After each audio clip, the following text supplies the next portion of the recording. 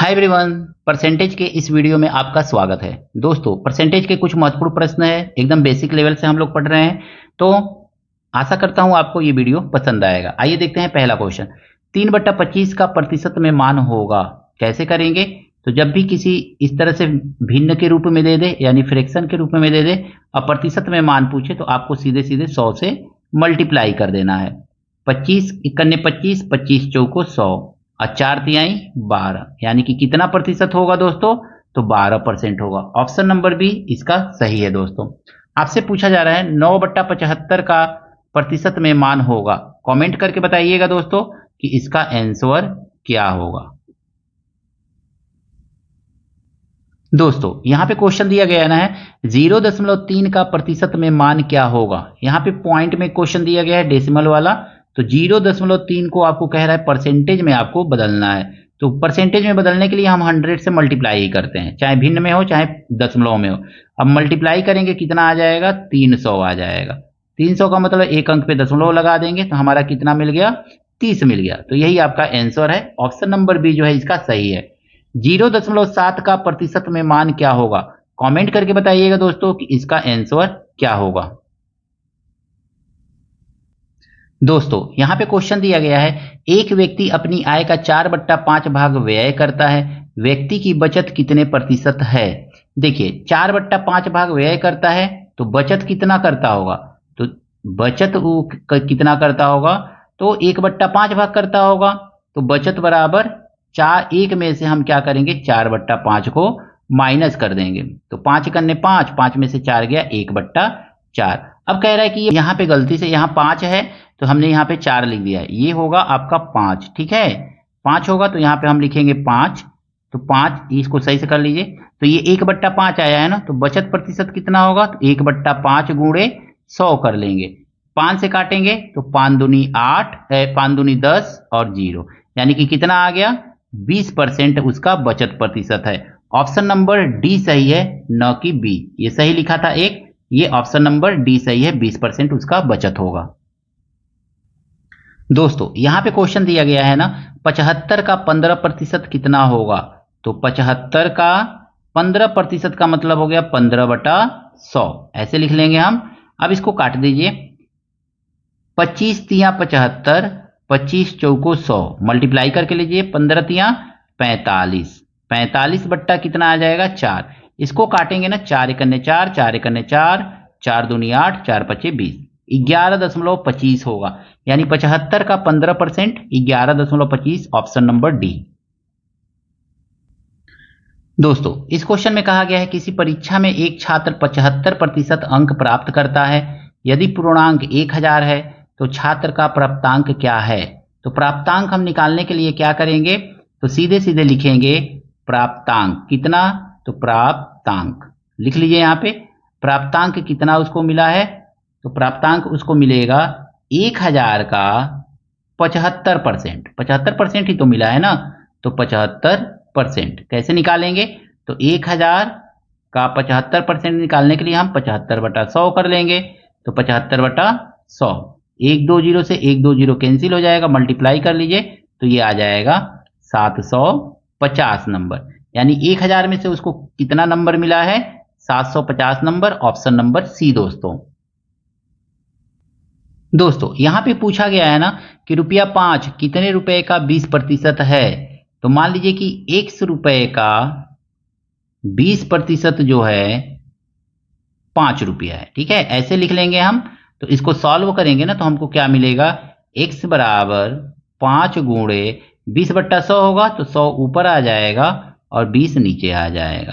काट दीजिए, 20 पचे 100 और 5 पचे 25, यानी कि 25 रुपया होगा। तो ऑप्शन नंबर बी इसका सही है। दोस्तों, यहां पे क्वेश्चन दिया गया है ना, यदि एक संख्या का 5% 20 के बराबर है तो वह संख्या क्या होगी? एक संख्या का 5%, x का 5% जो है ना, वो किसके बराबर है दोस्तों? तो 20 के बराबर है। अब 5% का मतलब होता है, x का 5% का मतलब अभी ऊपर हमने देखा 5/100 होगा, तो 5/100 लिख लीजिए, थोड़ा 5/100 ऐसे लिख लेंगे, बराबर 20। अब यहां से 5/100 को हटाएंगे ना, तो यहां पे आकर के ये 100/20 5 हो जाएगा। इस बात को ध्यान में रखिएगा, ठीक है। 5 से काटिए, 5 चौको 20 और 4 से मल्टीप्लाई कर दीजिए, आ जाएगा आपका 400। तो 400 का 5% 20 होगा, ऑप्शन नंबर डी दोस्तों। दोस्तों आपसे क्वेश्चन पूछा गया है, एक व्यक्ति की आय 5,000 रुपया है, वह रुपया 4,000 खर्च कर देता है, आय के सापेक्ष व्यक्ति की बचत क्या होगी? तो आय के सापेक्ष व्यक्ति की बचत कितना है? तो 5,000 में से 4,000 खर्च कर दे रहा है, तो 1,000 की बचत है। आय के सापेक्ष आय कितना है दोस्तों? तो 5,000 है, यही तो है, 5,000 रुपया आय है। अगुण परसेंटेज निकालने के लिए हम क्या करेंगे, 100 से मल्टीप्लाई कर देंगे। आय के सापेक्ष उसकी बचत कितनी है? तो काट दीजिए, ये कट गया, 5 से काटिए, 5 दूनी 10, यानी कि उसका बचत कितना परसेंट है? तो 20% का वो बचत करता है। ऑप्शन नंबर बी दोस्तों इसका सही है। दोस्तों यहां पे क्वेश्चन दिया गया है, यदि किसी कक्षा में 64 छात्रों में 48 लड़के तथा शेष लड़कियां हैं तो लड़कियों का प्रतिशत कितना है? देखिए 64 छात्र हैं, 64 छात्र में से 48 लड़के हैं, 48 क्या है? 48 बॉय हैं, तो लड़कियां कितनी होंगी? तो 48 में से इसको घटा लीजिए, तो 14 में से 8 गया 6, 5 में से 4 गया 1, 16 ठो गर्ल हो जाएंगी, यानी 48 लड़के हो गए, 16 लड़कियां हो गई। अब कह रहा है लड़कियों का प्रतिशत बताइए, तो लड़कियां बट्टा कुल संख्या। अब प्रतिशत निकालने के लिए 100 से गुणा कर देते हैं, तो 100 से गुणा कर दीजिए, 16 चौको 64 और 4 से काटिए, 4 दूनी 8, 4 पचे 20, यानी लड़कियों का प्रतिशत कितना है? तो 25% लड़कियां हैं। ऑप्शन नंबर सी इसका सही है दोस्तों। दोस्तों आपसे पूछा गया है ना, यदि 60 छात्रों में से 48 उत्तीर्ण हुए तो उत्तीर्ण छात्रों का प्रतिशत है, उत्तीर्ण छात्रों का प्रतिशत ना, तो उत्तीर्ण बटा कुल छात्र और गुणे 100, बस यही तो करेंगे ना, उत्तीर्ण का ही पूछ रहा है। 1 0 से 1 0 काट दीजिए, 6 से 48 काटिए, 6 8 48, कितना आ गया? 8 गुणे 10, लिख लीजिए यहाँ पे 8 गुणे 10, और 8 यहाँ पे कितना होगा? 80 होगा, तो 80% जो है छात्र उत्तीर्ण हुए हैं। Option number D.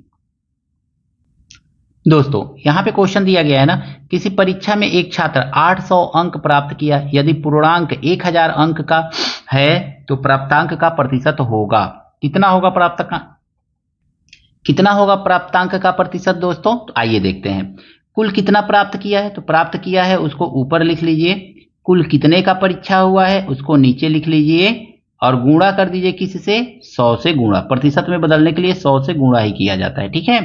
अब देखिए 1 0 2 0 से 1 0 2 0 कैंसिल, फिर 1 0 से 1 0 कैंसिल, बचा क्या आपका? तो 8 गुणे 10 बचा है। 8 यहाँ पे कितना होता है? तो 80%, यानी उस लड़के को कितना मिला है? परीक्षा में छात्र को कितना प्रतिशत मिला है? 80% मिला है। Option number D. दोस्तों यहां पे क्वेश्चन दिया गया है ना, एक किसान अपने धन का 40% पत्नी को, तो पत्नी को दे दिया 40%, तो शेष कितना बचा दोस्तों? तो 100% में से 40% दे दिया, तो शेष कितना बचेगा? तो शेष बचेगा 60%, 60% न शेष बचेगा, कितना दे दिया? पत्नी को, पत्नी, ये पत्नी को दिया है, ठीक है, 40%, तो शेष बचा 60%। शेष धन वह अपने 2 पुत्रों में बराबर बांट देता है, प्रत्येक पुत्र का हिस्सा है, इसको बराबर बांटेंगे 60 को, तो 60 को बांटेंगे बराबर बराबर, तो 30-30% ही तो आएगा, तो 30% एक लड़के को मिलेगा, 30% एक लड़के को मिलेगा, यानी 30-30% दोनों लड़कों को मिल जाएगा। तो प्रत्येक पुत्र का हिस्सा है कितना? 30%। ऑप्शन नंबर बी दोस्तों सही है इसका। दोस्तों यहां पे क्वेश्चन कहा गया है ना, एक परीक्षार्थी पूर्णांक 500 में से 350 अंक प्राप्त करता है, परीक्षार्थी का प्राप्तांक प्रतिशत है, प्राप्तांक प्रतिशत बराबर होता है प्राप्त अंक, कितना प्राप्त किया है? तो 350, कुल अंक कितने का परीक्षा हुआ है, यानी कि 500 का परीक्षा हुआ है, और गुणे 100, ये वाला फार्मूला यूज कर लीजिए, आपको प्रतिशत में पता चल जाएगा कि उसको कितने प्राप्तांक मिले हैं। 5 से काट दीजिए, 5 सत्ते 35, यानी उसको कितना मिला है प्रतिशत में प्राप्तांक? तो 70% मिला है, यानी 70%, 350 नंबर मिला है 500 में से, तो 70%। Option number D.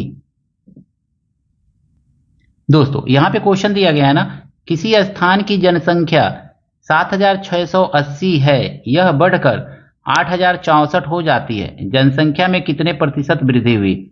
तो हम सबसे पहले तो देखेंगे वृद्धि कितना हुआ।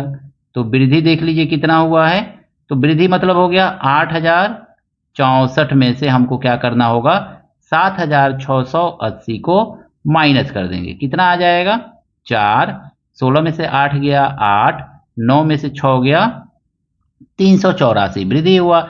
अब लिखेंगे प्रतिशत वृद्धि। प्रतिशत वृद्धि, तो प्रतिशत वृद्धि मतलब हो गया वृद्धि कितने का वृद्धि हुआ है? तो 384 का वृद्धि हुआ है। अब पहले जनसंख्या कितनी थी? तो 768 था, 0 था, और गुणे 100। यही तो करेंगे ना प्रतिशत में बदलने के लिए। अब देखिए 1 0 से 1 0 काट देंगे, 384 से ये 2 बार में कट जाएगा। ठीक है, तो 1 बट्टा, अब 2 से इसको काटेंगे तो 5 बार में कट जाएगा। तो कितना आ गया दोस्तों? 5% की वृद्धि हुई है। तो जनसंख्या में 5% की वृद्धि हुई है। ऑप्शन नंबर 20 का सही है दोस्तों। दोस्तों यहाँ पे कहा जा रहा है ना, एक चुनाव में विजयी उम्मीदवार को 65% वोट मिले तथा वह 273 वोट से विजयी रहा। चुनाव में कुल कितने वोट पड़े? तो सीधा सीधा देखेंगे ना, तो एक को 65% मिल रहा है, तो दूसरका को कितना मिला होगा? तो दूसरका को मिला होगा 35%, तभी तो 100% टोटल होगा। ठीक है ना, दोनों को जोड़ने पे 100 आना चाहिए। पहलका को 65 तो दूसरका को 35, या 100 में से 65 को घटा दीजिए तो दूसरका को मिल जाएगा 35%। तो अब देखेंगे 200, दोनों का अंतर कितना है? 273 वोट का है। यानी कि अगर हम यहाँ पे देखेंगे तो 5 में से 5 गया 0, 6 में से 3 गया 30, 30% का जो है 273 का अंतर दिखा रहा है, 273 का। तो 100% बराबर कितना होगा? तो 1% निकालिए पहले। तो 1% बराबर हो जाएगा दोस्तों ये 273 बटा 30, यही तो होगा ना। तो 100% हम निकालेंगे दोस्तों यहाँ पे। तो 100% जब निकालेंगे हम तो कितना आएगा? ये 100% इज इक्वल टू हो जाएगा हमारा 273 बटा 30 मल्टीप्लाई 100। अब इसको सॉल्व करेंगे, 1 0 से 1 0 कट जाएगा, 3 9 27, 3 1 3, और 91 से 10 में मल्टीप्लाई करेंगे तो 910 आ जाएगा। यानी कुल वोट कितने पड़े थे? 910 वोट पड़े थे। ऑप्शन नंबर ए जो है इसका सही है। परसेंटेज से संबंधित ये वीडियो आपको कैसा लगा एक कमेंट करके जरूर बताइएगा दोस्तों। मिलते हैं नेक्स्ट वीडियो में कुछ नए प्रश्नों के साथ। Thank you, best of luck.